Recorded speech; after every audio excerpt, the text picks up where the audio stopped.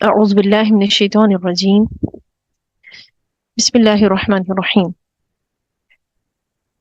آج ہم انشاء اللہ تعالی عز و جل سورۃ البقرہ آیت نمبر 186 کا کچھ حصہ جو رہ چکا تھا اس کو پڑھیں گے، اور اس میں ہم دعا کو آج ڈسکس کریں گے، جو تمام عبادتوں کا مجموعہ ہے۔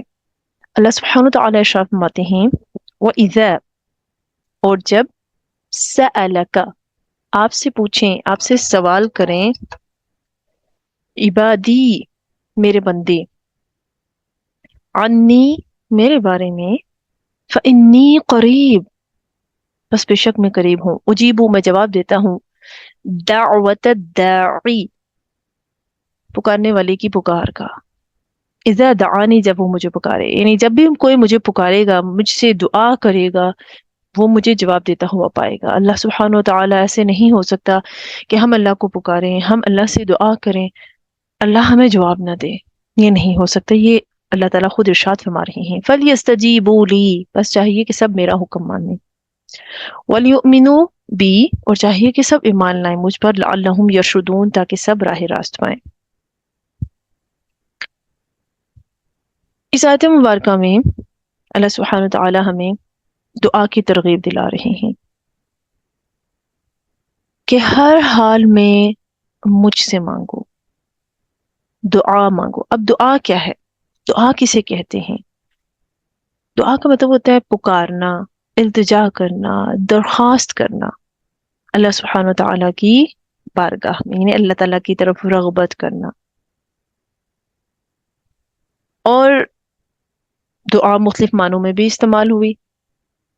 حدیث مبارکہ میں اللہ تعالیٰ کے رسول محمد عربی صلی اللہ علیہ وآلہ وسلم دعا کے حوالے سے ارشاد فرماتے ہیں، الدعاء هو العبادہ، دعا ہی عبادت ہے۔ یعنی دعا کیا ہے؟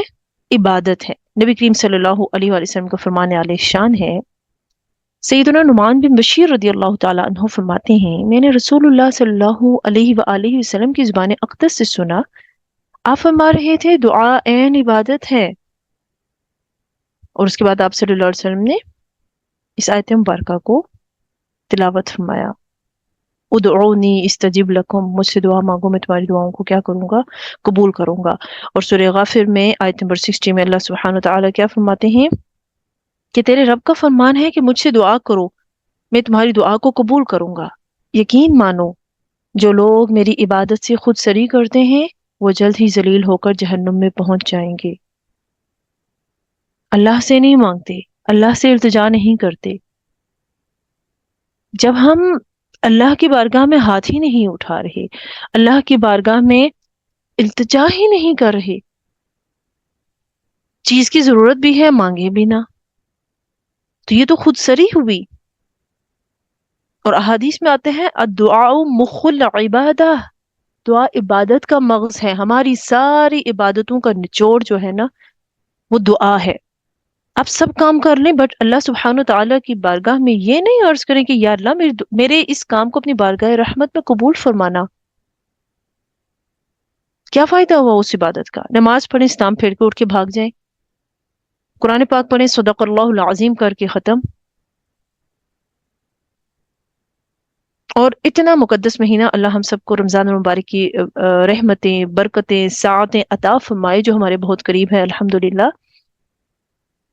تو اس میں تو بالخصوص دعا کا حکم دیا گیا، آپ جو بھی عبادت کریں، جو بھی نیک کام کریں، اس کے بعد اگر آپ دعا نہیں کر رہے تو اس کا کوئی فائدہ نہیں ہو رہا۔ ساری عبادتوں کا جو مغز ہے، دماغ ہے، دماغ دیکھیں نا ہمارے فل باڈی کو کنٹرول کرتا ہے، سب کام کر لیں اور ہم اللہ تعالیٰ سے دعا نہ کریں تو فائدہ نہیں ہوگا۔ اور دعا بالخصوص کس سے مانگنی ہے؟ صرف اور صرف اللہ سبحانہ تعالیٰ سے۔ کیسا عقیدہ رکھ کے مانگتے ہیں اس کے بارے میں بھی حدیث میں آتا ہے۔ حضرت انس رضی اللہ تعالیٰ عنہ فرماتے ہیں کہ رسول اللہ صلی اللہ علیہ وسلم نے فرمایا، اللہ تعالیٰ فرماتا ہے حدیث قدسی کہ میرا بندہ میرے ساتھ جیسا عقیدہ رکھتا ہے میں بھی اس کے ساتھ ویسا ہی برتاؤ برتتا ہوں۔ جب جب وہ مجھ سے دعا مانگتا ہے میں اس کے ساتھ ہی ہوتا ہوں. سبحان اللہ. کہ ہم جب جب اس کو پکارتے ہیں، جب جب اس سے التجا کرتے ہیں، جب جب اپنی پریشانیاں اس کی بارگاہ میں رکھتے ہیں، اللہ تعالیٰ فرماتا ہے میں اس کے ساتھ ہوتا ہوں، میں سن رہا ہوتا ہوں. حضرت ابو ہریرہ رضی اللہ تعالیٰ عنہ فرماتے ہیں کہ رسول اللہ صلی اللہ علیہ وآلہ وسلم نے فرمایا، اللہ تعالیٰ فرماتا ہے میرا بندہ جب مجھے یاد کرتا ہے، اس کے ہونٹ میرے ذکر میں ہلتے ہیں، میں اس کے ساتھ ہوتا ہوں. سبحان اللہ. کہ ہمارے لب ہل رہے ہیں، صرف لب ہل رہے ہیں، نہ اس کو پتا نہ اس کو پتا، کسی کو نہیں معلوم میں کیا کہہ رہی ہوں، میں کیا التجا کر رہی ہوں، میں کیا درخواست کر رہی ہوں اللہ سبحانہ تعالیٰ کی بارگاہ میں. لیکن رب تعالیٰ فرماتا ہے میں اس کے ساتھ ہوتا ہوں، میں سن رہا ہوتا ہوں. اور قرآن کریم میں بھی اللہ تعالیٰ نے ارشاد فرمایا کہ ان اللہ مع الذین اتقوا والذین هم محسنون، کہ جو تقوی اور احسان و خلوص والے لوگ ہیں اللہ تعالیٰ ان کے ساتھ ہوتا ہے. حضرت اللہ تبارک تعالیٰ نے موسیٰ علیہ السلام اور ہارون علیہ السلام سے کیا فرمایا قرآن کریم میں؟ انی معکما اسمع و ارا. اے موسیٰ اور ہارون علیہ السلام، میں تم دونوں کے ساتھ ہوں. اسمع و ارا، میں سنتا ہوں اور میں دیکھ رہا ہوں. یہ بیان کرنے کا مقصد یہ ہے کہ اللہ سبحانہ وتعالی دعا کرنے والوں کی دعا کو بیکار نہیں کرتا. نہ ایسا ہوتا ہے کہ وہ اس دعا سے غافل رہے، نہ سنے. یہ نہیں ہو سکتا. ہم اللہ کو پکاریں، ہم اللہ کی بارگاہ میں التجائے کریں، عرض کریں، اور وہ نہ سنے. اور بعض اوقات یہ ہوتا ہے لوگ کہتے ہیں کہ ہم بہت گناہ گار ہیں، ہم نے تو پوری زندگی گناہوں میں گزاری، ہم سے یہ گناہ ہوا، وہ گناہ ہوا، اللہ ہماری کہاں سنے گا معاذ اللہ. ایسا نہیں ہوتا. اللہ نیکوں کی بھی سنتا ہے، اللہ بدوں کی بھی سنتا ہے. جو جو اس کو جہاں جہاں سے پکارے اللہ ضرور بضرور سنتا ہے. تو اس آیت میں دعا کرنے کی رغبت دلائی جا رہی ہے، اور اس کے ساتھ ساتھ یہ بھی ہمیں یقین دلایا جا رہا ہے کہ آپ جو دعا مانگیں اللہ اس کو ضائع نہیں فرمائے گا. یہ اللہ کا وعدہ ہے. حضرت سلیمان فارسی رضی اللہ تعالیٰ عنہ فرماتے ہیں کہ نبی کریم صلی اللہ علیہ وآلہ وسلم نے فرمایا کہ بندہ جب اللہ تعالیٰ کے سامنے ہاتھ بلند کر کے دعا مانگتا ہے تو وہ ارحم الراحمین اس کے ہاتھوں کو خالی پھیرتے ہوئے شرماتا ہے.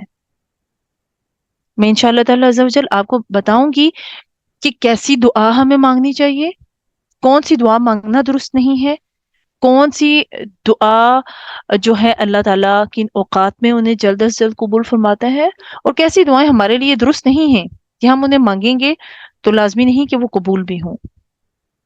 ابو سعید خدری رضی اللہ تعالیٰ عنہ فرماتے ہیں کہ رسول اللہ صلی اللہ علیہ وآلہ وسلم کا ارشاد گرامی ہے، جو بندہ اللہ تعالیٰ سے کوئی ایسی دعا کرتا ہے جس میں نہ گناہ ہو نہ رشتے ناطے ٹوٹتے ہوں، تو اسے اللہ تعالیٰ 3 باتوں میں سے ایک ضرور عطا فرماتا ہے. کیا؟ کہ یا تو اس کی دعا قبول فرما کر اس کی منہ مانگی مراد پوری کرتا ہے، یا اسے ذخیرہ کر کے رکھ چھوڑتا ہے اور آخرت میں عطا فرماتا ہے، یا اس کی وجہ سے کوئی آنے والی بلا اور مصیبت کو ٹال دیتا ہے. لوگوں نے یہ دیکھ کر کہا کہ حضور پھر تو ہم بکثرت دعا مانگا کریں گے. آپ صلی اللہ علیہ وآلہ وسلم نے فرمایا پھر خدا کے ہاں کیا کمی ہے. حضرت عبادہ بن صامت رضی اللہ تعالیٰ عنہ فرماتے ہیں کہ نبی کریم صلی اللہ علیہ وآلہ وسلم نے فرمایا روئے زمین کا جو مسلمان اللہ عز و جل سے دعا مانگے تو اللہ تعالیٰ قبول فرماتا ہے، یا تو اسے اس کی منہ مانگی مراد ملتی ہے، یا ویسی ہی برائی ٹلتی ہے جب تک کہ گناہ کی اور رشتہ داری کے کٹنے کی دعا نہ ہو. اب دیکھیں احادیث ہمیں کیا سکھا رہی ہیں، کیا بتا رہی ہیں؟ رشتے ناطے ٹوٹنے کی دعا نہیں کرنی، کسی گناہ کی دعا نہیں کرنی، وہ دعائیں تو قبول نہیں ہوں گی. اور جب ہم دعائیں کرتے ہیں تو 3 چیزوں میں سے ایک ضرور اللہ تعالیٰ جو ہے وہ ہمیں عطا فرماتا ہے، فوراً سے دعا قبول ہو جاتی ہے. نمبر 2، اس کے صدقے سے اللہ تعالیٰ مشکلات اور پریشانیوں کو ٹال دیتا ہے، نہیں تو وہ آخرت کے لیے ذخیرہ کر کے رکھ لی جاتی ہے. حضرت ابو ہریرہ رضی اللہ تعالیٰ عنہ سے روایت ہے کہ رسول اللہ صلی اللہ علیہ وآلہ وسلم نے فرمایا جب تک کوئی شخص دعا میں جلدی نہ کرے اس کی دعا ضرور قبول ہوتی ہے. اب جلدی کیا ہے؟ جلدی کرنا یہ ہے کہ کہنے لگے میں نے تو ہر چند دعا مانگی لیکن اللہ تعالیٰ قبول نہیں فرماتا. بہت سارے لوگ ایسے ایسے ہیں کہ انہیں کہتے ہوئے ہم نے یہ سنا ہے، وہ کہتے ہیں ہم تو مانگتے ہی نہیں، ہماری تو اللہ سنتا ہی نہیں. اللہ سب کی سنتا ہے. تو اللہ غافل دلوں کی دعاؤں کو تو نہیں سنتا. اللہ مایوس لوگوں کی دعائیں کہ جنہیں دعا مانگنے سے پہلے ہی وہ اس طرح کی باتیں کر رہے ہیں کہ مسلم شریف میں یہ بھی آتا ہے کہ نامقبولیت کا خیال کر کے وہ نا امیدی کے ساتھ دعا مانگنا ترک کر دیتا ہے. یہ بھی جلدی ہے کہ بندہ یہ سوچتا ہے میری دعا تو مقبول نہیں ہوگی، میری دعا تو اللہ قبول ہی نہیں فرماتا، تو دعا ہی ترک کر دیتا ہے. روایات میں آتا ہے کہ اے لوگو جب تم اللہ سے دعا مانگا کرو تو قبولیت کا یقین رکھا کرو. سنو غفلت کرنے والوں کی دعا اللہ قبول نہیں فرماتا.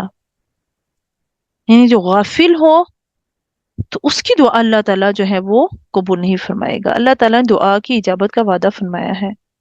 اللہ تعالیٰ دعاؤں کو ضرور قبول فرماتا ہے بشرطے کہ ہم صدق دل کے ساتھ خلوص نیت کے ساتھ دعا مانگیں. اب انس رضی اللہ تعالیٰ عنہ سے مروی ایک اور روایت بھی ہمارے سامنے آتی ہے کہ رسول اللہ صلی اللہ علیہ وسلم فرماتے ہیں کہ اللہ تعالیٰ کا ارشاد ہے، اے ابن آدم ایک چیز تو تیری ہے، ایک میری ہے، اور ایک مجھ میں اور تجھ میں درمیانی ہے. خالص میرا حق تو یہ ہے کہ ایک میری ہی عبادت کرے، میرے ساتھ کسی کو شریک نہ کرے.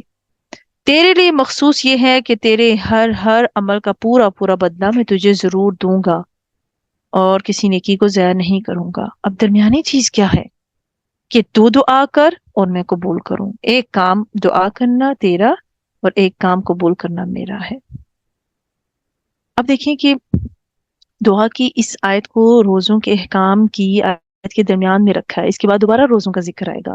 اس کی کیا حکمت ہے کہ جیسے روزے ختم ہونے کے بعد نا لوگوں کو دعا کی ترغیب دلائی جا رہی ہے، بلکہ ہر افطار کے وقت بکثرت کے ساتھ ہمیں دعائیں کرنی چاہیے اللہ تعالیٰ سے. اللہ تعالیٰ انہیں قبول فرماتا ہے. حضرت عبداللہ بن عمر رضی اللہ تعالیٰ عنہ افطار کے وقت اپنے گھر والوں کی اور جتنے بھی ان کے بچے تھے ان سب کو بلا لیا کرتے تھے اور دعائیں کیا کرتے تھے. اور ابن ماجہ میں ایک روایت یہ بھی آتی ہے کہ صحابہ اکرام رضی اللہ تعالیٰ عنہ سے ایک منقول دعا اس کو باقاعدہ ذکر کیا، اللہم انی اسألک برحمتک التی وسعت کل شیء ان تغفر لی، کہ اے اللہ میں تیری رحمت کو تجھے یاد دلا کر جس نے تمام چیزوں کو گھیر رکھا ہے تجھ سے سوال کرتا ہوں تو میرے گناہوں کو معاف فرما. 3 شخص ایسے ہیں جن کی دعاؤں کو اللہ قبول نہیں فرماتا. 3 شخص کہ ان کی دعائیں مقبول نہیں ہوتی. کس کی نہیں ہوتی؟ جو گناہ کے لیے مانگی گئی ہو، قطع تعلقی کے لیے ہو، اور کسی پر ظلم و ستم کرنے کے لیے کی گئی ہو. کن 3 شخصوں کی دعا قبول فرماتا ہے اللہ؟ عادل بادشاہ، روزے دار شخص جب وہ روزے کی حالت میں اللہ سے دعا مانگتا ہے، اور مظلوم شخص کہ مظلوم کی بدعا کے لیے کہتے ہیں آسمان کے دروازے کھل جاتے ہیں اور اللہ تعالیٰ فرماتا ہے کہ مجھے میری عزت کی قسم میں تیری ضرور مدد کروں گا، گو دیر سے کروں. اب دعا مانگتے ہوئے ہمیں کن چیزوں کا خیال رکھنا چاہیے؟ دعا مانگتے ہوئے سب سے پہلے تو ہمارا رزق حلال ہونا چاہیے. اگر ہمارا رزق حلال نہیں ہے تو یقین جانیں دعائیں قبول نہیں ہوں گی. رزق حلال ہو اور دعا ممکنات میں سے ہو. یعنی ایک غریب آدمی جسے امور سیاست کی خبر تک نہیں، وہ دعا کرے یا اللہ تم مجھے ملک کا جو ہے بادشاہ بنا دے، تو ایسی دعا کیسے قبول ہوگی؟ نہ ہی کوئی ایسی دعا کرنی چاہیے کہ جس کا تعلق جو ہے قطع تعلقی سے ہو، قطع رحم سے ہو، یا کسی گناہ سے ہو. اور ایک اور چیز جو ذہن میں رکھنی ہے کہ دعا کی قبولیت کا بھی اللہ کے ہاں ایک مقرر وقت ہے. لہٰذا ہمیں جلد بازی نہیں کرنی چاہیے، مایوس نہیں ہونا چاہیے. جیسے کہ ہم حدیث میں پڑھ چکے ہیں کہ اللہ فوراً بھی عطا فرماتا ہے. اللہ اس دعا کی وجہ سے ہمارے اوپر نازل ہونے والی مصیبتوں کو دور فرماتا ہے یا آخرت کے لیے ذخیرہ کرتا ہے. اگلی چیز جو ذہن میں رکھنی چاہیے کہ جب دعا کریں تو خلوص نیت سے ہو، بے توجہی سے صرف عادتاً رٹے رٹائے الفاظ مانگ لینے سے دعا قبول نہیں ہوگی کہ فارمیلٹی پوری کر رہے ہیں. 5ویں چیز ہمیں جو ذہن میں رکھنی ہے وہ یہ ہے کہ دعا کرنے سے پہلے اللہ سبحانہ وتعالیٰ کی حمد و ثنا اور رسول اللہ صلی اللہ علیہ وآلہ وسلم پر درود ضرور بھیجنا ہے. اس کے بعد اپنی حاجت اللہ سبحانہ وتعالیٰ کی بارگاہ میں عرض کرنی ہے. چھٹا یہ کہ ہمیں ایسے لگ رہا ہے کہ ہماری دعا جو ہے یہ قبول مشکل ہوگی، ایسے لگتا ہے کہ دعا قبول ہوتی نظر نہیں آ رہی، تب بھی اللہ کی رحمت سے مایوس نہیں ہونا. ہمیں اللہ تعالیٰ سے مسلسل دعا کرتے رہنا ہے. بعض اوقات ایسے ہوتے ہیں کہ دعا کی قبولیت اللہ سبحانہ وتعالیٰ اپنی حکمتوں سے جو ہے اس کی حکمتوں کے تابع ہوتی ہے. مثلا ایک شخص کی دعا سے قبولیت سے ہو سکتا ہے کہ 2 یا اس سے زیادہ لوگوں کا نقصان ہو، تو اللہ کی حکمت کیا ہے کہ اسے قبول نہیں فرمائے. لیکن اس دعا سے ہمیں فائدہ ضرور ہوگا، نام اعمال میں رکھ لی جائے گی، ہمارے پر نازل ہونے والی آفات و بلیات و مصائب دور کر دیے جائیں گے، آخرت میں اجر مل جائے گا، بیماریاں اٹھا لی جاتی ہیں، مصائب اٹھا لیے جاتے ہیں. تو ہمیں ان تمام چیزوں کو دعا مانگنے سے پہلے مد نظر رکھنا ہے. کون سے اوقات ایسے ہیں کہ جن میں دعا مانگی جائے تو اللہ اس کو قبول فرماتا ہے، جلد قبول ہوتی ہے. لیلۃ القدر، سجدے کے وقت کی دعا، جمعے کے دن بالخصوص عصر کے بعد. اس کے علاوہ روزے کی حالت میں افطار سے قبل، تہجد کے وقت، مجبور، لاچار، مستر، مصیبت کے ماروں کی دعا اللہ قبول فرماتا ہے. مظلوم کی ظالم کے حق میں بد دعا. اور ایک چیز جو بڑی الارمنگ ہے وہ یہ ہے کہ والدین کی اپنے اولاد کے حق میں بد دعا. والدین اولاد کے حق میں بد دعا نہیں کرتے، لیکن جب ان کا دل بہت زیادہ کوئی دکھ ہے، انتہائی کوئی دکھ پہنچتا ہے تو وہ بد دعا کرتے ہیں اور اللہ اس کو ریجیکٹ نہیں فرماتا. تو ہمیں خیال رکھنا ہے کہ کہیں ہم سے ایسی کوئی غلطی کوتاہی نہ ہو جائے کہ والدین کا دل دکھ جائے اور وہ ہمارے لیے اپنی زبان سے کوئی اس طرح کا کلمہ نکالیں کہ ان کی بد دعا فوراً سے قبول ہو جاتی ہے. سمجھ لیں کہ نسلیں تباہ ہو جاتی ہیں اگر ان کے منہ سے خیر کے علاوہ کوئی بات اور نکل گئی تنگی کی حالت میں، پریشانی کے عالم میں. اللہ سبحانہ وتعالی ہمیں اپنی بارگاہ میں صدق دل سے، اخلاص سے دعائیں التجائیں کرنے کی توفیق عطا فرمائے، ہمیں اپنی بارگاہ میں جھکنے کی توفیق عطا فرمائے. وآخر الدعوانا ان الحمد للہ رب العالمین.